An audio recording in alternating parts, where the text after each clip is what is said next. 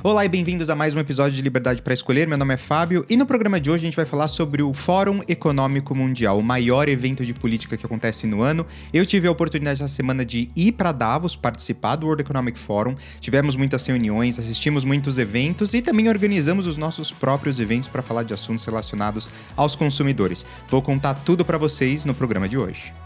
Antes de começar o programa de hoje, eu quero perguntar para vocês o que vocês acham e o que vocês pensam sobre o Fórum Econômico Mundial. Deixem seus comentários aqui no vídeo, que eu estou muito curioso em saber qual que é a percepção de vocês, qual que é a percepção dos brasileiros com relação a esse grande evento que acontece todos os anos sobre política e acaba também influenciando o Brasil, o mundo, em termos de política e como é que a gente vai seguir em termos de economia também para o resto do ano e também para os anos que seguem. Então deixe seu comentário aqui, que eu estou muito curioso em saber, mas para quem não sabe o que é o Fórum Econômico Mundial, para quem não acompanha com frequência, o Fórum Econômico Mundial é uma organização internacional não governamental e que também faz bastante lobbying. Ele tem sede em Cologne, que é um cantão em Genebra, na Suíça, e foi fundado em 1971 pelo engenheiro e economista Klaus Schwab. Ele ainda é o presidente dessa organização e todos os anos o WEF, o World Economic Forum, organiza um evento nessa pequena cidade nos Alpes Suíços chamada Davos. Esse evento conta com a participação de diversas personalidades, famosos, políticos, presidentes, CEOs de empresas, enfim, um evento onde a nata da sociedade política e civil se encontra todos os anos para conversar e debater sobre tópicos que vão definir a política econômica e social dos próximos anos. O Schwab, que formou o World Economic Forum, formou esse evento como um fórum para diálogo, para falar sobre disputas internacionais e inicialmente era também para introduzir empresas europeias às práticas comerciais ao estilo mais americano, porque empresas europeias e americanas elas são muito diferentes na forma como elas fazem business. E a ideia dele era transformar essas empresas europeias, que nos anos 70 estavam um pouco atrás, num modelo um pouco mais americano, ou seja, um viés muito mais capitalista. Mas o que aconteceu foi que, com o tempo, essa reunião anual do Fórum Econômico Mundial ampliou seu escopo para cultivar um ambiente de negócios mais globalizado. E aí eles começaram a convidar líderes políticos e agora todos os anos, todos esses líderes políticos, eles convergem nessa pequena cidade alpina na Suíça para discutir assuntos que eles consideram urgentes, como, por exemplo, mudanças climáticas e política tributária internacional. Então, nos últimos anos, especialmente depois da pandemia, o World Economic Forum ele tem sido muito criticado pela sua visão globalista e elitista. Em 2021, por exemplo, o tema do World Economic Forum foi The Great Reset, que seria a tradução como o grande recomeço. E essa terminologia que foi criada pelo próprio Fórum Econômico Mundial é agora associada com uma cabala de elitistas, de uma classe política e de empresários que todos os anos usam desse evento para tentar transformar catástrofes globais e a pandemia para tentar reengenhar a sociedade, tentar transformar a sociedade a partir da sua base, um pouco um discurso marxista nesse sentido.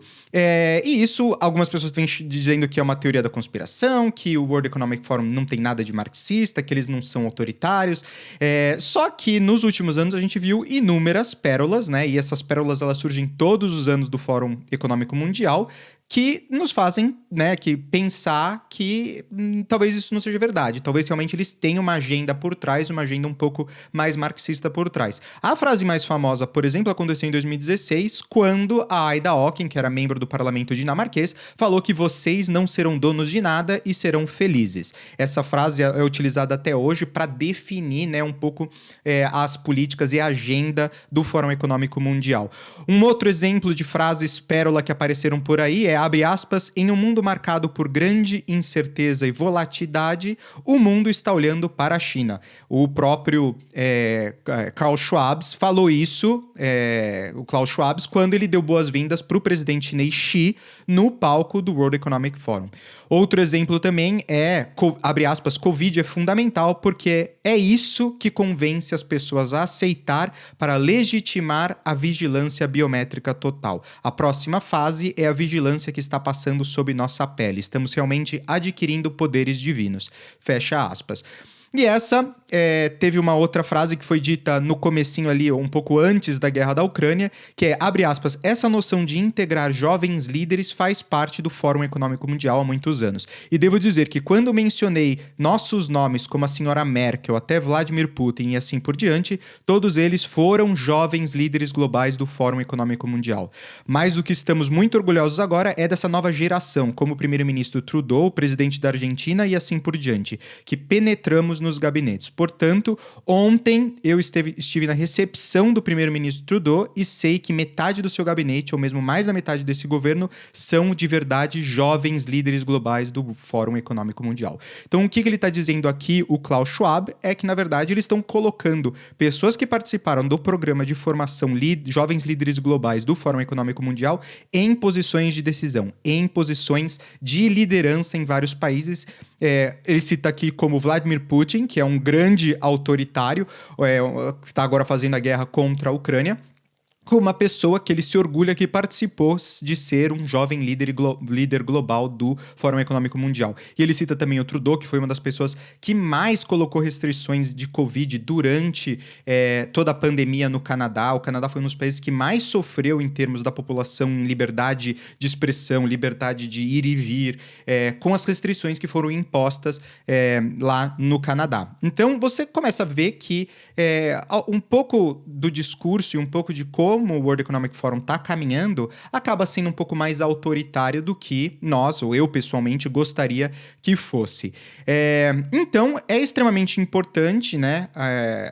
E é muito importante também a gente ressaltar que esse fórum que acontece todos os anos, ele não é mais um lugar só onde as pessoas vão trocar ideia, mas é um lugar, ou melhor, é um modelo de negócio onde eles estão criando líderes para colocar em posições de liderança, para também que eles possam legislar, para que eles possam criar leis e regulamentações que impactam a vida das pessoas e que impõem um modelo globalista nos mais importantes e diversos países do mundo. E é por isso que eu e o Consumer Choice Center fomos para o Fórum Econômico Mundial esse ano. As pessoas nos perguntam normalmente, mas por que vocês foram lá? Por que vocês participaram se vocês não concordam com 90% do que se diz lá?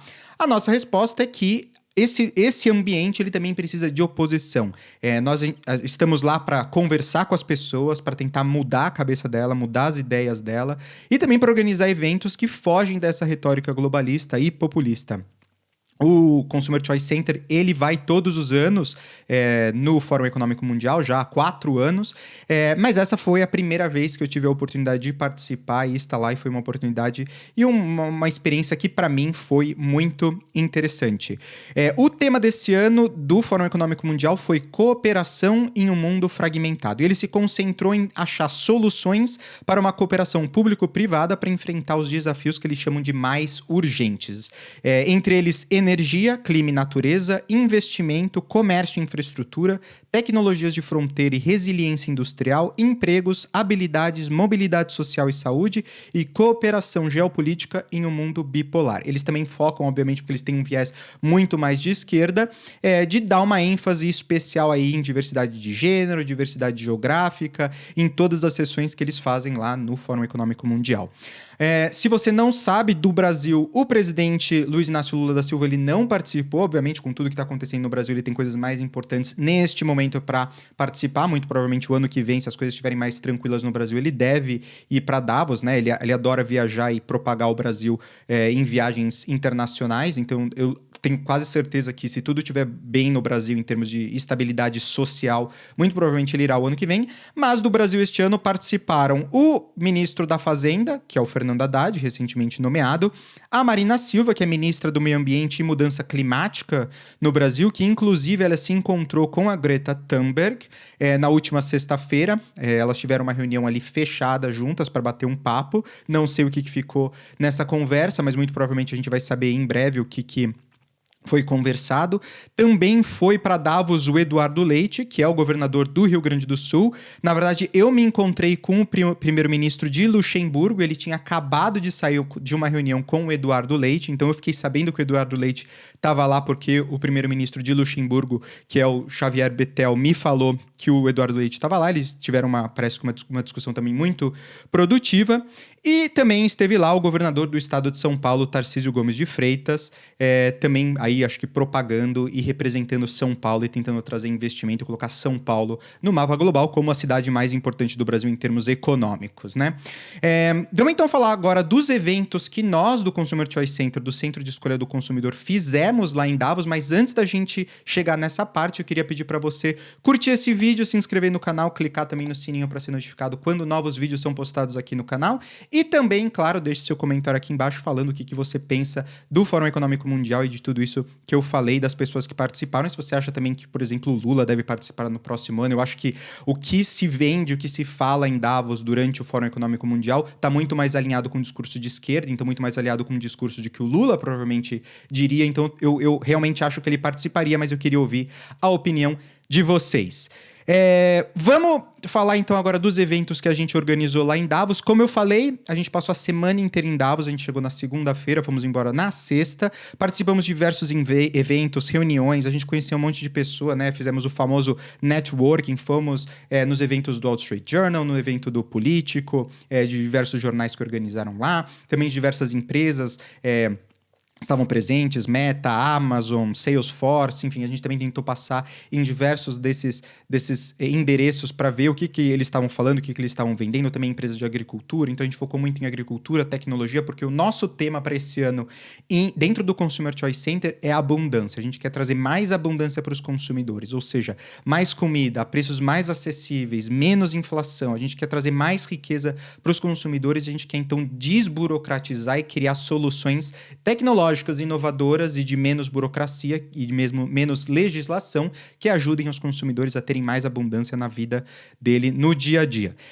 Nós somos uma das poucas, se não a única organização dos consumidores que estava em Davos. Então uma das poucas vozes que estava lá representando vocês, falando sobre consumidores e os problemas que afetam os consumidores, por exemplo, inflação, alta do preço da energia, alimentos caros, enfim, tudo que a gente fala aqui no canal e que a gente vem falando no Centro de Escolha do Consumidor. Foi uma semana bastante cansativa, uma semana bastante repetitiva, tentar apresentar nosso trabalho e falar de consumidores para diversas pessoas, mas eu saí com um sentimento de missão cumprida, um sentimento de um trabalho bem feito na defesa dos consumidores, na defesa da abundância, da inovação, de tecnologia, de menos burocracia e de menos intervenção do governo na vida dos consumidores. Nos nossos eventos, a gente organizou o nosso primeiro evento na quarta-feira, no alto da montanha, em um restaurante chalé alpino, que era muito charmoso, muito bacana. Então, ali, a cidade de Davos fica ali no vale, a gente subiu a montanha, fomos para o alto da montanha com o teleférico. O nosso evento era chamado O Futuro das Democracias Liberais e Política Tecnológica, e o nosso objetivo com esse evento era, obviamente, discutir o papel das políticas digitais à luz da situação geopolítica atual que está acontecendo no mundo e os riscos que regimes autoritários como a China e a Rússia representam para os consumidores em democracias liberais. A gente sabe, por exemplo, que o TikTok e a Huawei são exemplos de empresas que estão em colusão com o governo comunista chinês para vigiar e espionar as pessoas. A gente já falou muito aqui no canal sobre isso.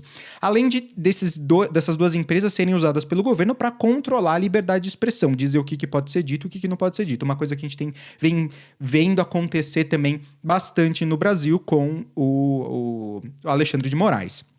Mas essa coisa autoritária, né, que a gente vê nessas empresas, infelizmente não está confinado apenas à China, né? Se essas empresas atuassem somente na China, restringissem a liberdade de expressão, restringissem e observassem, espionassem as pessoas somente na China, isso seria obviamente um problema para as pessoas que estão na China, para os consumidores na China. A gente teria que tentar intervenir de alguma forma, porque a gente defende todos esses valores democráticos, né?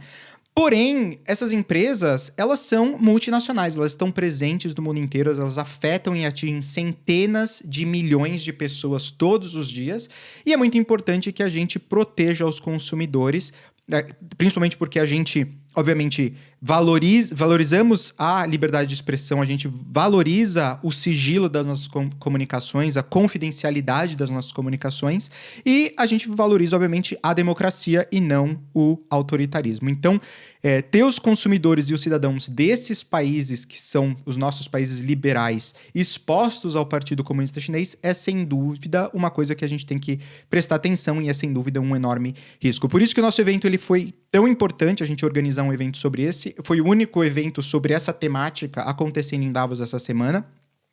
E a gente teve a honra de hospedar convidados ilustres, como executivos empresariais, políticos, reguladores e defensores do consumidor, todos participaram do nosso evento. E eu também tive a oportunidade de entrevistar todos esses nossos convidados, essas pessoas que vieram para falar no nosso evento, a começar, por exemplo, com a europarlamentar Eva Meidel, que é responsável pelo Comitê de Políticas Digitais da União Europeia, e ela me falou que, abre aspas, eventos como esses são importantes, pois as discussões sobre políticas digitais normalmente acontecem em silos separados. Por isso, ter uma perspectiva global de onde nós estamos indo como sociedade é muito importante, fecha aspas. Ela falou também que, abre aspas, a confiança dos consumidores é chave para essa discussão, fecha aspas. Vamos assistir. And why events like this that are happening here today about liberal democracies and technology are important to happen in Davos? Well, I think very often those discussions are held in silos. And I think it's really important to have kind of this global perspective, global outlook, where technologies are going to drive society, industry, and economies as a whole in the next 5 to 10 years. Yes, and why consumers should be put into this conversation or be invited to participate in those conversations? Because in order for technological development to actually happen and take place and to be done in a meaningful and purposeful way, while in the same time ensuring that our economies can grow and can prosper, we need consumers' trust. Depois eu entrevistei o membro do parlamento da Ucrânia, o Marian Zablotsky, fazendo as mesmas perguntas que eu fiz para Eva Meidel. Ele disse que, abre aspas, Davos é o lugar onde muitas decisões são tomadas, nós temos que falar sobre valores e quando pensamos em democracias liberais, os valores liberais eles deveriam estar em todo o mundo. O tiro sai pela culatra quando negociamos ou fazemos acordos comerciais com regimes autoritários e ditadores, fecha aspas. Vamos assistir. My name is Marian Zablotsky. I'm a member of Ukrainian parliament from the Volodymyr Zelensky party. So why events like this happening in Davos are so important to raise awareness about liberal democracies and how to fight dictatorship and authoritarian regimes? Well, in Davos now, this is once in a year place where a lot of decisions are made that influence what will happen in the world for the next year and maybe sometimes decades to come. And we need here to talk about values. And when we talk about liberal democracies, freedom, it's about values. And they should be installed everywhere, in all the decisions that politicians make. We have seen that politicians, and previously they have engaged dictatorships in economic policies that ultimately backfired. You know, that the exploded Nord Stream 2 pipeline is the best explanation of 15 years of work of trying to engage with dictatorship, with the dictator who has been ordering the murders of people around Europe, hoping that he will either change or you will outsmart them. You will never outsmart them. You will just deal with an asshole and there will be problems from it. And consumers should be concerned because when a lot of technologies are dependent on countries like China, which are unpredictable, which make rational decisions like we've seen with their COVID policies and other stuff, those technologies will be later misappropriated. When you will become dependent on them, you become dependent on tyrannical regimes and do not know how to engage them. They, sooner or later, they become irrational, erratical, do some bad thing, and ultimately you find up paying the cost. If you engage, for example, with technologies, with dictatorships, you will see the same thing happening as you saw in Germany with Nord Stream 2. No gas, extreme gas prices, and no pipeline. This will just end badly. So consumers should demand that everything that comes to them should come only from countries that support values like freedom. Em seguida, eu entrevistei o Mark Boris Adrianic, que é o ex-ministro de transformação digital da Eslovênia, e ele me disse que, abre aspas, vivemos em uma época de fragmentação e instabilidade, e por isso é crucial promover amizades e alianças baseadas em valores comuns, como a democracia e os valores liberais que são a fundação dos Estados democráticos. Vamos assistir. My name is Mark Boris Andrianic, and I sit on the governing board of the European Institute of Innovation and Technology. Good. And why events like that, talking about liberal democracies and technology, are so important to happen in Davos? These kind of events are super important because we live in the age of fragmentation and instability. And that's why it's crucial to have and to cherish friendships and alliances. And those friendships and alliances must be built on common values. Democracy and the liberal values are the foundation of our democracies. And it's important for technology to enhance those values, not to demolish them. That's why it's important that allies stick together and adjust this kind of technologies in a way that promote all the positive values that we hold so dear. And these values, of course, benefit not just our countries and our economies, but mostly our consumers. Our consumers are the core of our economies and our societies. And we should adjust the regulation to their benefit, and we can make sure that they have choices when it comes to different services and technologies. They know better than any government what's best for them. Terminei o evento entrevistando o secretário de Estado para a Política e Segurança Cibernética da Polônia, Janusz Cieszanski. Com as mesmas perguntas, ele me disse que, abre aspas, liberalismo é o único caminho para a tecnologia. Temos visto em vários países do mundo o uso indevido da tecnologia e Davos é o lugar ideal para conversarmos e convencermos outros membros do governo sobre a importância dos princípios liberais nas novas tecnologias. Vamos ouvir. Janusz Cieszyński, Poland Minister for Digital Affairs. Nice. And why events like this about liberal democracies and technology are so important to happen in Davos? I think that liberalism is the only way forward for tech. We are seeing a lot of misuse of tech around the world, and I think it is super important to talk around this most important economic event in the world about these things, because here the leaders are in one place, and if we convince them, then tech will go forward in a positive way. And what threats do consumers face with authoritarian regimes presenting their technology and using the technology and services from those countries? So consumers are at the end the most important when it comes to tech. So this is why I strongly believe that they should only be facing really trustworthy devices and trustworthy software which will provide them the services. Because if we think that we're using a service that is very convenient, very interesting, very fun, but then it has dual use, then this is a way to lose trust for all of tech. Dessa discussão toda, ficou claro que a gente tem que proteger e conscientizar os consumidores sobre as ameaças que as tecnologias representam quando elas são usadas de forma indevida. É essencial a gente fazer esse trabalho, e a gente tentou promover isso no nosso evento, principalmente porque quando a gente pensa, por exemplo, na China, a gente sabe que a China tem o controle total da sociedade com o uso da tecnologia. Aí eles conseguem rastrear as pessoas, eles conseguem identificar as pessoas, você precisa do Green Pass, né, aquele código de barra para acessar qualquer lugar, restaurante, metrô, trabalho, enfim, todos os lugares você está constantemente sendo monitorado e controlado, então isso é uma ameaça muito grande. A gente não quer que isso seja usado da mesma forma no Brasil, na Europa, nos Estados Unidos. A gente quer que esses países autoritários como China, Rússia, Coreia do Norte, enfim, a gente consiga manter uma distância entre a tecnologia que eles estão produzindo, principalmente tecnologias de espionagem, tecnologia de controle da sociedade, das nossas sociedades que têm princípios e valores morais libertários. Então, por isso, quando a gente pensa em tecnologias como a Huawei, que faz o link de todas as comunicações 5G, antenas 5G, por exemplo, que poderiam ser monitoradas e controladas pelo Partido Comunista Chinês, ou quando você baixa, por exemplo, o TikTok, que é claro hoje que ele é um aplicativo que está coletando dados para o governo chinês e fazer o controle das pessoas e enriquecer esse database do Partido Comunista Chinês.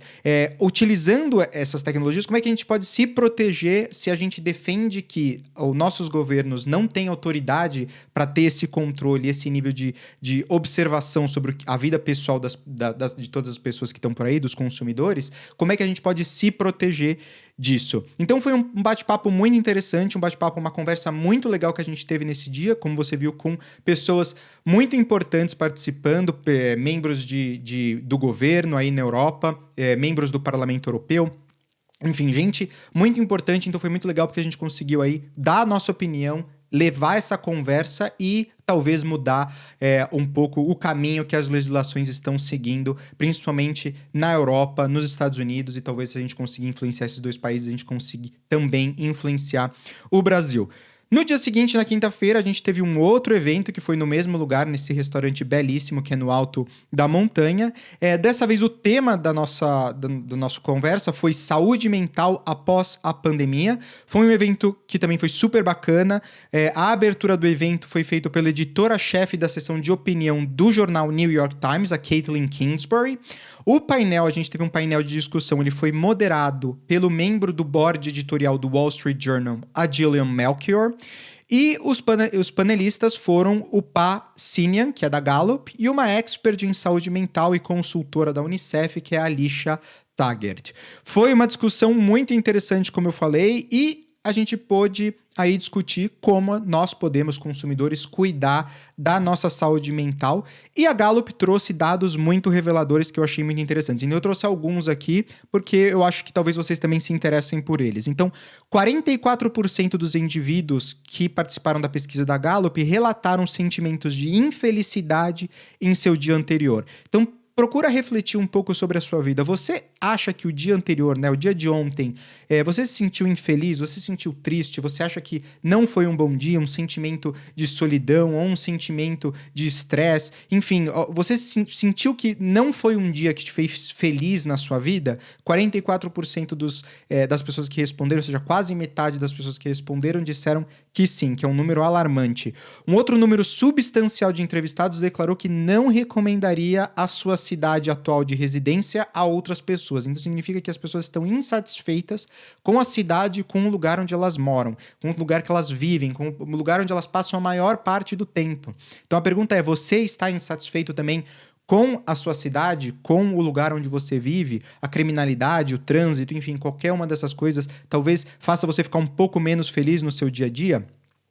Outro dado interessante é que 20% das pessoas indicaram que o seu trabalho está diretamente contribuindo com a sensação de se sentir doente. Ou seja, as pessoas estão dizendo que elas estão ficando fisicamente doentes ao realizarem o trabalho que elas fazem todos os dias. Também é uma outra coisa que para mim foi muito chocante. Então, 1 a cada 5 pessoas aí tá se sentindo doente ao realizar o seu trabalho do dia a dia. O trabalho é a parte que ocupa a maior parte do nosso dia. A gente passa pelo menos 8 horas aí no nosso trabalho. Então, se 1/5 das pessoas está se sentindo doente ao fazer o trabalho, como é que a gente pode melhorar isso? Foi também parte da nossa discussão. E uma outra dado muito interessante que o Pá trouxe pra gente é que para cada experiência negativa você precisa de pelo menos 4 experiências positivas para equilibrar. Então, para cada experiência negativa, para você poder equilibrar aí sua saúde mental, você precisa depois de 4 experiências positivas. Ou seja, o peso de uma experiência negativa é muito maior do que as experiências positivas. E uma forma que ele deu aí da gente olhar isso, ou de reavaliar como é que a gente pensa sobre isso, é como é que a gente pode repensar como é que a gente lida com as experiências negativas que fazem talvez 1% das nossas vidas. Ou seja, tem tantas coisas boas que acontecem com a gente todos os dias, tantas coisas bacanas, promoções, um sorriso do seu filho, um brincar com o seu cachorro, enfim, várias experiências, um prato de comida delicioso, um vinho super refinado. Ou seja, todas essas coisas que a gente consome, que a gente faz no dia a dia, que nos trazem tantas alegrias, às vezes a gente se concentra no 1% do nosso dia, no 1% da nossa vida de experiências negativas, e isso faz a gente ir muito mal, e depois pra gente conseguir compensar essa experiência negativa, a gente precisa de 4 positivas, ou seja, acaba sendo muito mais difícil a gente ter um número de experiências mais positivas para poder balancear aí essa experiência negativa, ou pelo menos a forma como a gente vê. Às vezes a situação nem é tão negativa, tão ruim, e a gente acaba focando muito nesse 1%. A expert em saúde mental, ela também disse que a conexão com a família e os amigos é extremamente importante e que o amor é vital. E a importância de estar conectado com as pessoas, ela não pode ser enfatizada o suficiente. Principalmente depois da pandemia, a gente percebeu que fazer reunião no Zoom, fazer reunião conectado através do computador e não nos encontrar presencialmente, ter essas relações entre as pessoas, é uma coisa que nos fez muito mal. Então, que a gente precisa estar conectado com as pessoas, obviamente a gente pode se manter conectado também com o celular, com o WhatsApp, enfim, usar da tecnologia para se manter conectado, mas a conectividade pessoal é muito mais importante, nos faz muito feliz, então a gente tem que passar mais tempo com amigos, passar mais tempo com a família, e isso ajuda muito a gente melhorar a nossa saúde mental. No fim do painel da discussão, eu entrevistei a Caitlin Kingsbury, do New York Times, e a Gillian Melchior, do Wall Street Journal, sobre as impressões delas sobre o evento. E aqui é o que elas tiveram para falar sobre o evento que a gente organizou. Hi, I'm Katie Kingsbury. I oversee the opinion report at the New York Times. And so what are your impressions of the conversation that we had here today? I thought the conversation was really important. It really stressed why mental health is a key component of having a happy, productive workplace, but it also really stressed, after 3 difficult years of a pandemic, the connection that people need to make both at work and in their broader lives, and how that can lead to satisfaction and better mental health. And why do you think that as global leaders are gathering in Davos this week, why is this such an important topic to talk about? I think that the entire globe has seen so many crises over the past several years, and that people are struggling. You know, people need as many tools as they can have to persevere. And so being very clear and upfront about that conversation and making sure that we prioritize mental health and the safety of our workforces, but also the general population, is something that we can't do enough of. Hey, it's Gillian Melchior from the Wall Street Journal editorial board. I am here in beautiful snowy Davos, and we had a conversation today on mental health. Now, I think this is really important because if you're looking at the headlines from Davos, they're talking about the somber mood, the anxiety, just sort of the broken state of the world. And I think a lot of workplaces are figuring out how to cope with this, not only because they care about their employees, but because when you have a mental health crisis that's become as widespread as it has, this is something that affects the bottom line. So it was really helpful today to hear about both the scope of the problem and more broadly how businesses, leaders, and individuals can deal with it. Thanks.